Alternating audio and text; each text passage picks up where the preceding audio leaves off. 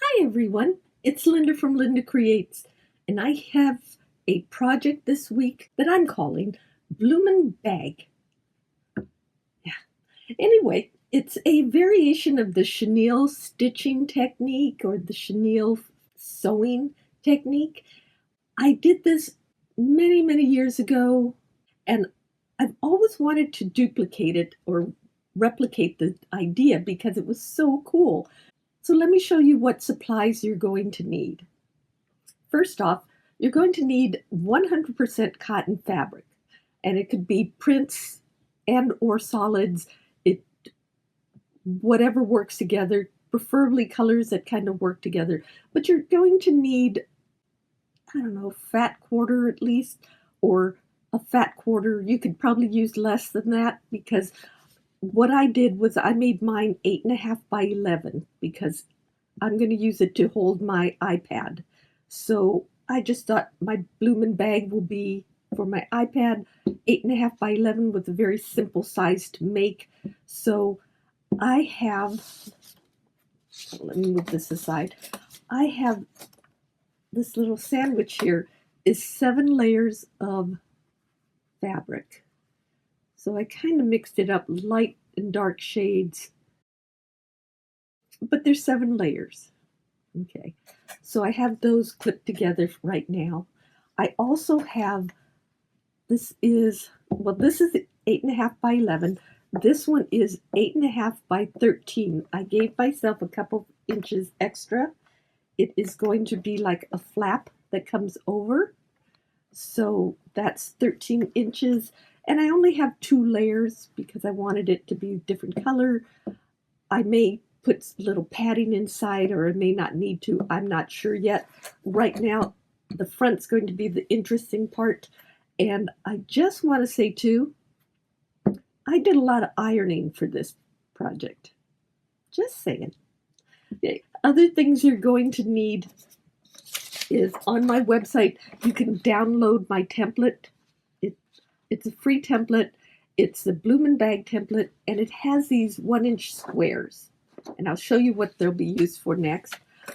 I also have a erasable marker or erasable pen and some very, very sharp scissors. You're also going to need a sewing machine or access to a sewing machine, thread to match your front layer, top layer of fabric, and and this is very strange, but access to a washing machine and dryer. You'll find out at the end why we'll need that, but you're going to need that as well. Let me go ahead and show you how we're going to start. Now, the first thing was to cut all the fabric. Like I said, 8.5 by 11, 8.5 by 13. So once you have all your fabric cut and ironed, then we'll go back to the template. Now, the template is 7 inches wide by 8 inches tall.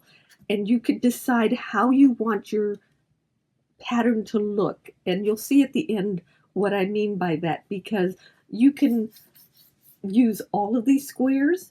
I'm going to do a thing, and I'm going to add an X to the ones I'm going to use. I'm going to do 1, 3 wide, 5 wide,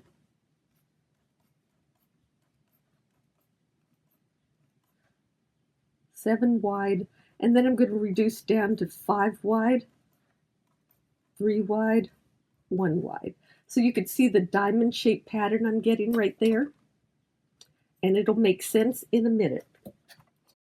So next what you want to do is you want to poke a little hole in the corner here of each of the squares that you're going to be using. So the whole reason I highlighted which ones I wanted was so that I don't bother poking holes in any of these places. I just need them in all of these where they cross over or on the outside. Once you do this a few times, you really won't need to do this. So now I'm going to take, you could take a pin, I'm using a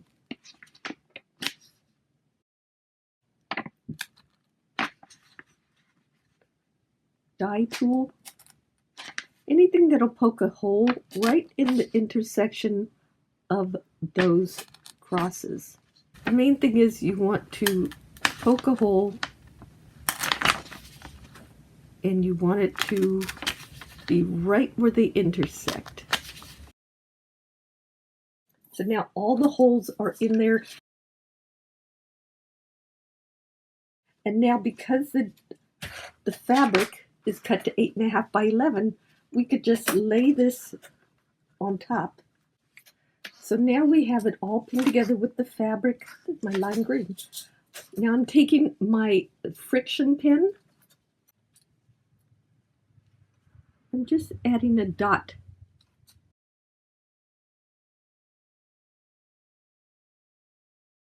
Camera can't see it probably, but they are there. They're very faint, which is fine. And you don't want to get rid of the template just yet, because if you saw what the dots look like, they look like just random dots almost. So having the template around, you could kind of see where you're going. So it is helpful. I'm going to bring it up to the camera and hope you could see all those little dots. So now you have the dots. Now you have your pattern. You're going to need a pen and your ruler. And what you're going to do, I'll show you on this paper first. You are going to connect the dots. So from here to here, what you're going to do on the fabric is you're going to draw a line like this. And anywhere where they cross, you're going to draw these lines. And when you're done doing all of those, you're then going to do it from this angle. Okay, so I'm going to start with that dot, and I'm going down to this dot. So all I'm doing is connecting the dots, and I'm trying to keep the pattern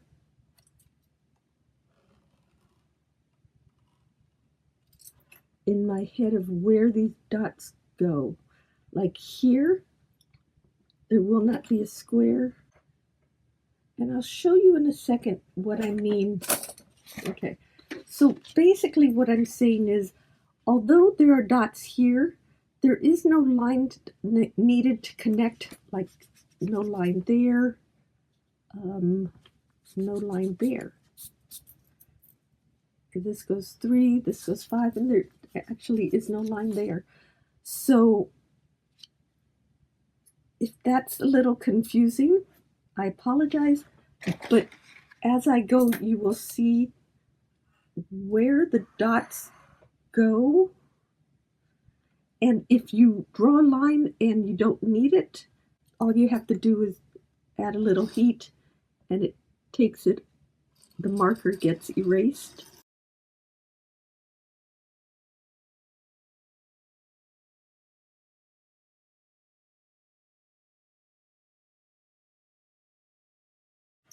Okay, let me stop there and show you what we have at the moment.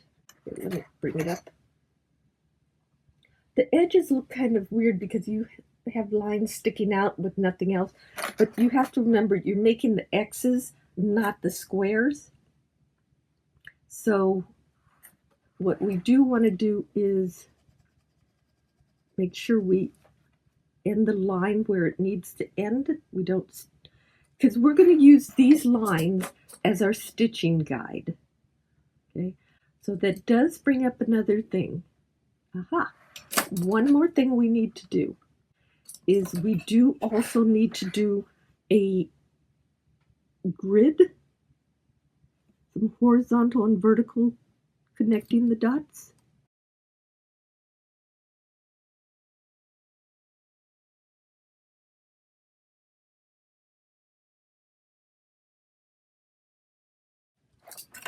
Okay, and once you have the horizontal, now you need to do the vertical lines.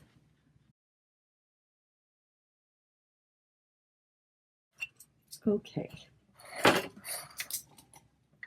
So now you see the grid. I have diagonals, horizontals, and verticals in a diamond pattern. So now what we're going to do is take it to the sewing machine. We're going to sew through all 7 layers following just the vertical and the horizontal lines. We are not going to stitch the diagonals. That's just for reference. Okay. So let me get my sewing machine ready and I'll start stitching that.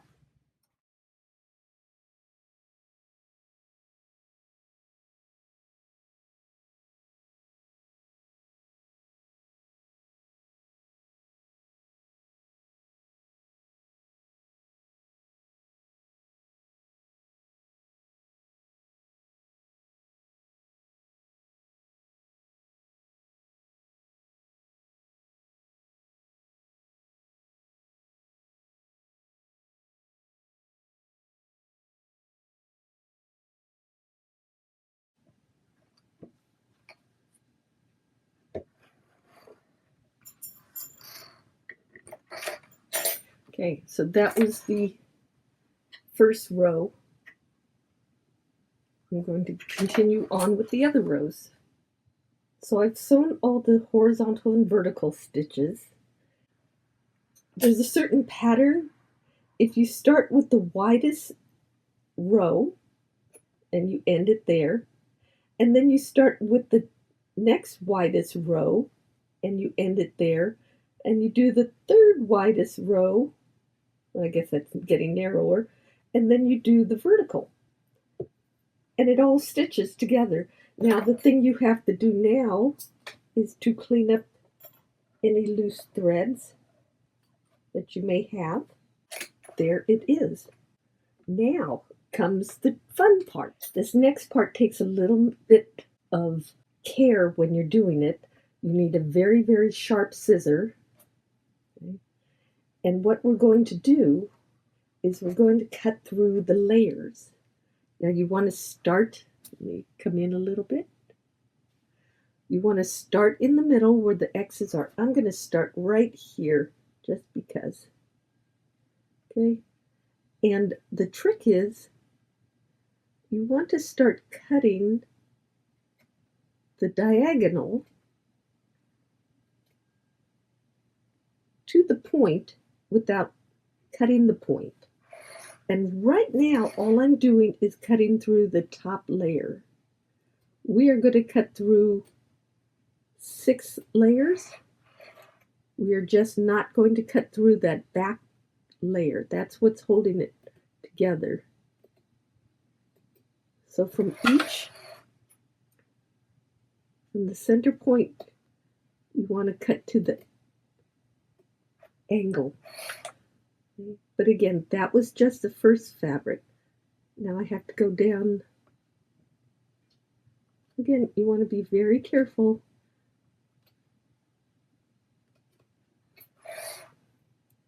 And it does take a little bit of time.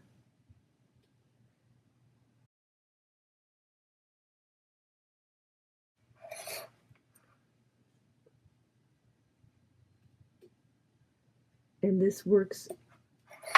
The Tim Holtz little scissors are perfect for this. Or if you have a very sharp little stitching scissors.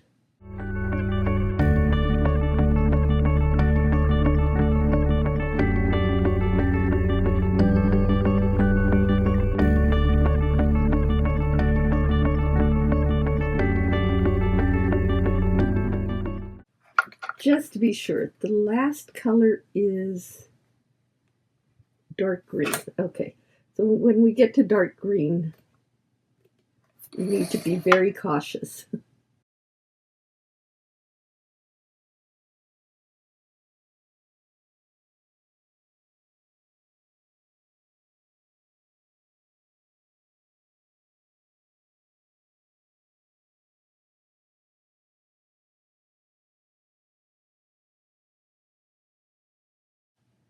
There's the dark green color right there.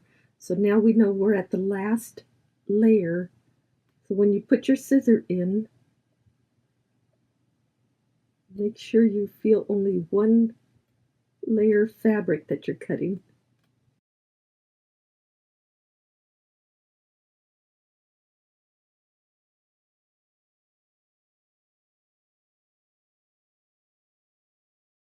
Because what you want to see after you do all of this is a light green background somewhere, oh there, under there. So I'm going to cut all of these angles and I'll come back. I finished doing all of the cutting and it took some time, I have to admit, because you have to be careful, but also there's a lot of little snipping done in here. And you can kind of see the dimension of it. It doesn't look like much yet. Just wanted to show the back. Okay, so I didn't snip through any of the back part, and that was one of the main goals.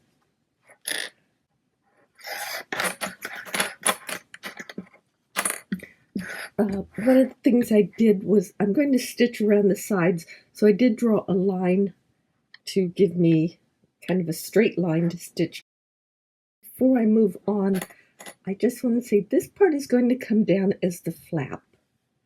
And I was going to put a button here, but I needed to insert a piece of string or something to hook around the button. So I found some of these strips that I had trimmed off when I was cutting this fabric, and the green was a little thick. I might trim this down. So I think I'm going to try braiding it. It doesn't need to be too long, luckily.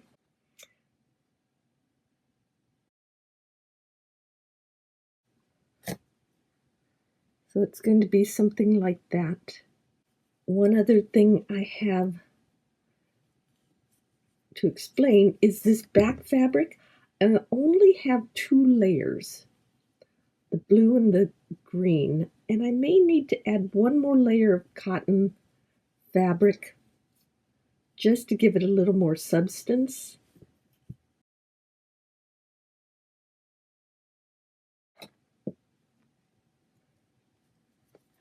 Okay. And just stitch that down to catch the button. So before I do that, I am going to cut one more piece of matching cotton to just give the backing fabric a little more strength, and I'll be back. So now I have a dark green in there as well. So I temporarily placed my button catch cording right there. So I had to go look through my vintage buttons to find what I wanted to use, and to be honest, every time I go through my vintage buttons, it takes so much time because I get so carried away enjoying looking at all the buttons. So here's what I came down to. I was thinking green buttons.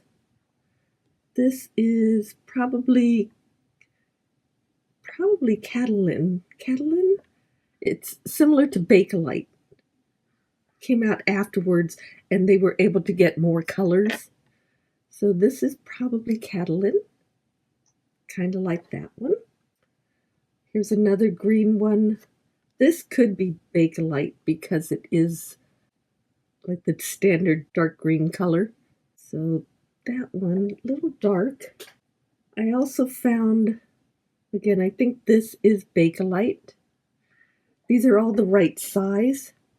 I'm not too thrilled with the color, but the shape is really good. I love these backings on the buttons. They're so vintage. I found this one. I believe it's ceramic on the top, but it has a metal backing. Again, I'm not sure if that could hold up. That is my favorite, but I don't know if that could take the washing and hold up as well. That is my favorite so far. I found this one, which could be plastic, could be Bakelite. I'm not sure. more common, but more practical. And this one, which has, can you see the pattern on that? A really cool pattern that I like. And it has that nice backing. Little dark, but it could work. So there's that one. And then this one I just pulled out for fun because it had this turquoise. And I know it's old, but look at that. Isn't that cool? It's like just, what is it, 6 sticks of probably Bakelite together, and they turned it into a button. Totally impractical, but the color is really good for this project. Not good, definitely not going to use that, but I just wanted to share that of how I think it was in the 30s and 40s that buttons became such a designer thing. Okay, let's do the process of elimination. The colors to blah. Good color, good shape, but I think the metal backing, I'm afraid it's going to rust if it's put in the washing machine again. That is my favorite. Don't know yet. Of the green ones, I'm going to lay them out here. Probably the most practical and predictable. Maybe not. This is green, but an awfully dark green. Good shade of green. It's pretty up close, but a little subtle. I'm going to pass on that. It looks like it's going to be this one. It has enough wear that it looks vintage. Color's great. It won. Okay. I think what I'm going to do is I have a different, when I cut the other background, I have an extra piece of this green that is narrower. I think I'm going to re-braid it and fix that.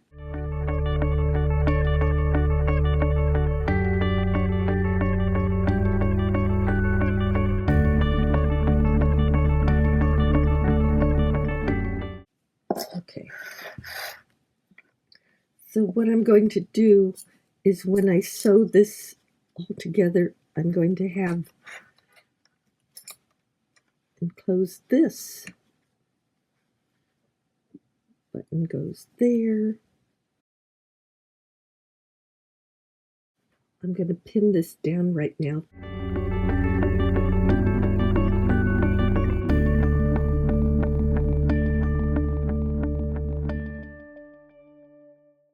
I don't know if that's the exact length I'm going to need. I can always adjust the button.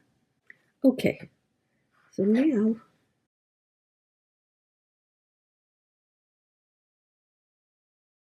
this is going to fit, obviously without the clips, have to fit here to here. Now in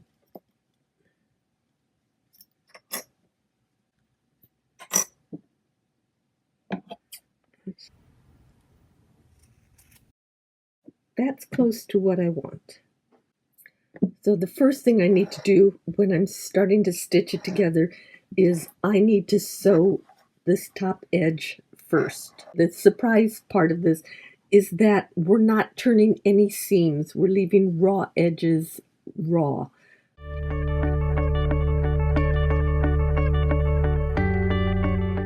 And I'm just going to sew across this edge.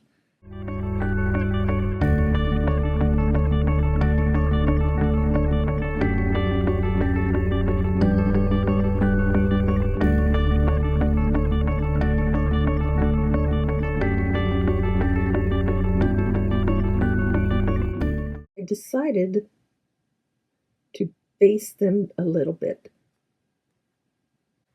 I'm going to do a few stitches.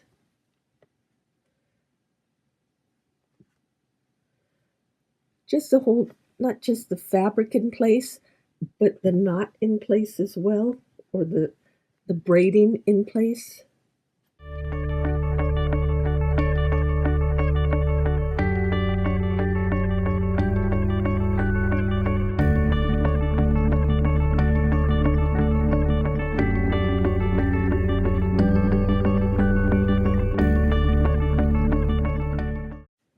much easier to change the stitching now than it will be later. So it looks like it's too far over to the right. I'm going to take these stitches out and move it over.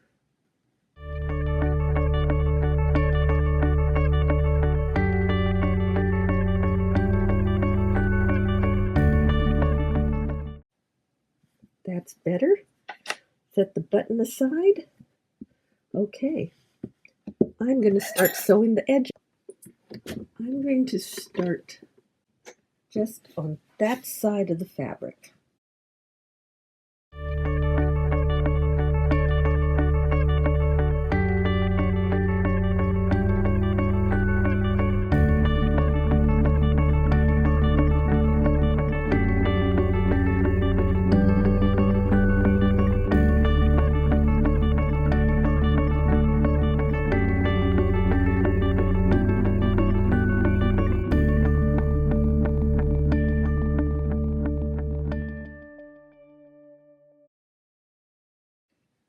And I just want to say, I haven't sewn in years.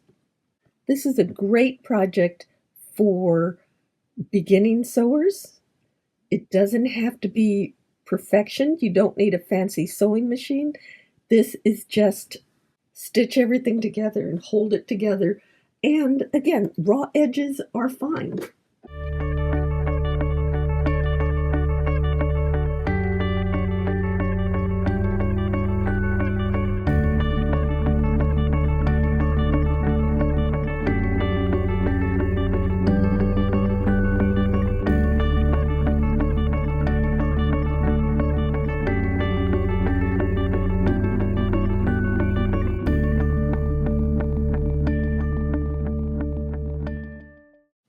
You'll notice I doubled over on where the cord's attached.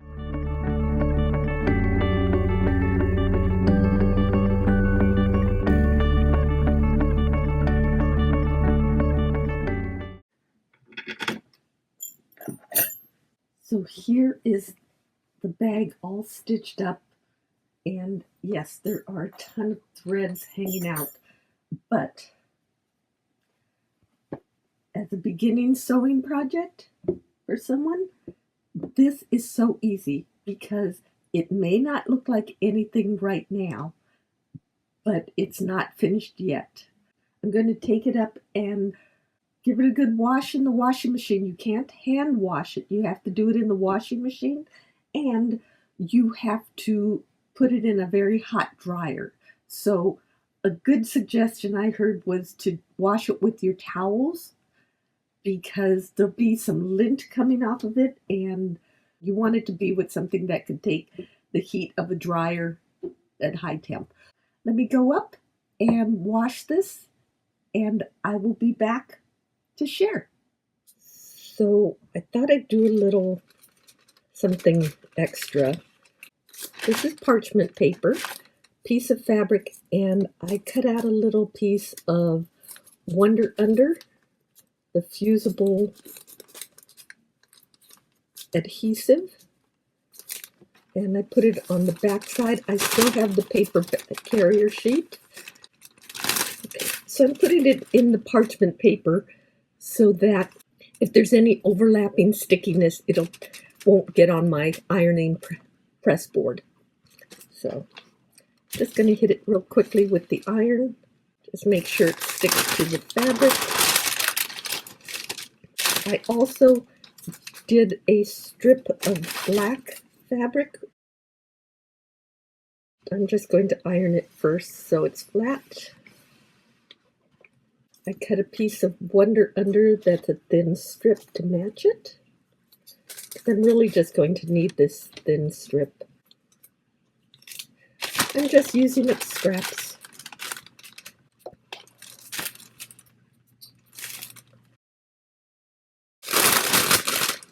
Okay. So now I have the Wonder Under attached to my fabric.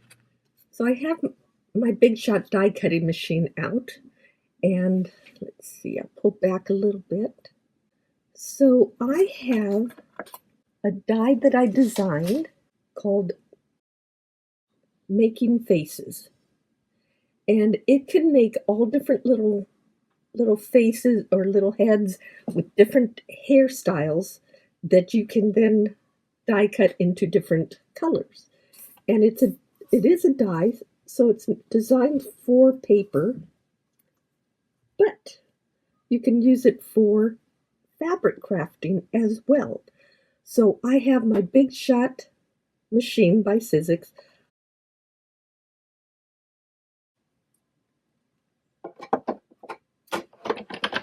And because I'm cutting into fabric and the Wonder Under and the paper carrier, I'm going to roll it through a few extra times. That was 1, 2, 3, 4, 5, 6. 6 is usually good for fabric.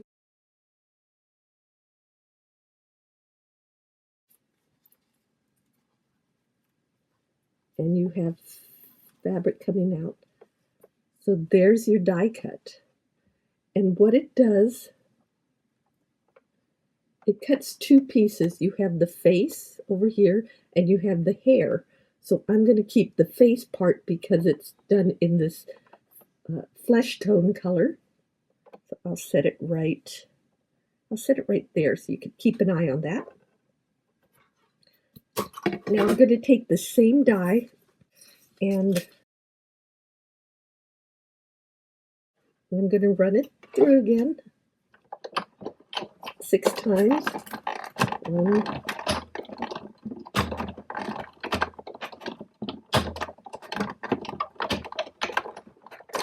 2, okay. Nice there.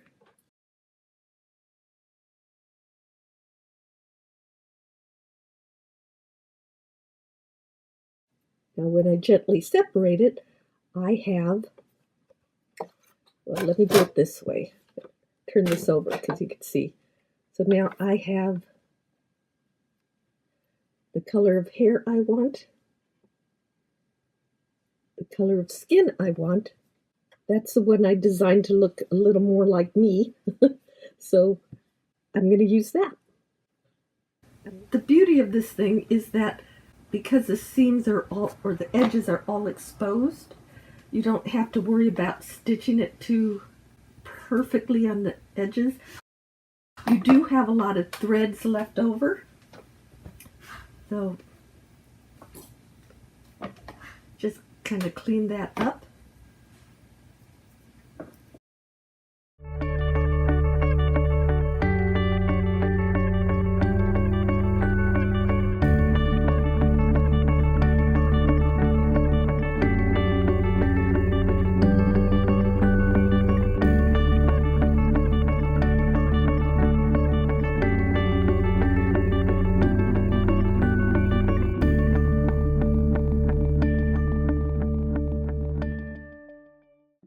Now that I've ironed on my little face icon and trimmed away any excess thread, it's now time for the button, which if we fold this over, the button's going to go right there, centered on top of this square, and that will just hang over on it. Okay, so I have my thread and needle ready to go.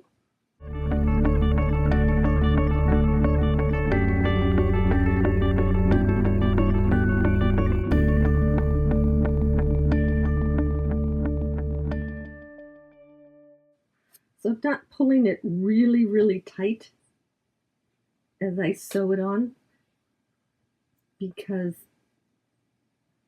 I need to have a little bit of play when the cording goes over it. So I want to give it some chance to relax. And then what you do is after you have a few stitches in, you come out behind the button and then you wrap it a few times, and that adds a little extra height of the button to the backing. And now that you have that height,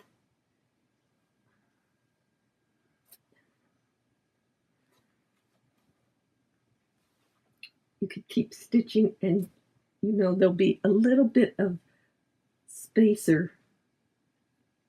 You don't want the button too flush with the background or with the fabric. Okay, there's that. Now again, you might have a little bit of stray threads showing up. Give it a good test. Again, it's just stray threads. Lots. You'll have a lot of stray threads with this, which gives it some of the charm. A lot of the charm. Okay. So there's your pouch that you make with the Bloomin Bag, the Bloomin stitch. Some people call this chenille, and there's a lot of different ways of doing it. It all involves rows of stitching and then cutting between the rows. So this is just an angular way of doing it. What I would say though, I wasn't quite sure, but the colors as they go down, the top secondary color, because this is the top color, secondary color will show the next most third color, that. And so I was thinking it would come down to see the inside colors, but it was actually the top layers that show up the most. So maybe after a few more washings, it might. I'm going to throw it in every time I have do my towels and see if it improves the color visibility, because you don't see the green unless you rotate it like this. So I hope you enjoyed my Bloomin Bag tutorial. Again, using 100% cotton fabric makes it all bloom like this. Also, another secret that I realized too is generally cutting on the diagonal create more of a bloom than if you cut it straight. So, for example, it is fraying here, but because that was cut straight, you don't get as much. Here on the angles, the fabric turns and creates another different look. So just a side note. And if you enjoyed that video, please like and subscribe and hit that bell for notification when I do my other videos. I upload every Monday at 11 a.m. Pacific time. And I do all kinds of slow stitching, fiber crafts, and textile crafts. I just want to share all that and thank everyone for watching. Please check out my website, LyndaCreates.com. That's Linda with the Y. I have extra instructions, a list of supplies needed, and other fun stuff. So please check it out, and I hope you have a great week, and I will see you in my next video. Bye!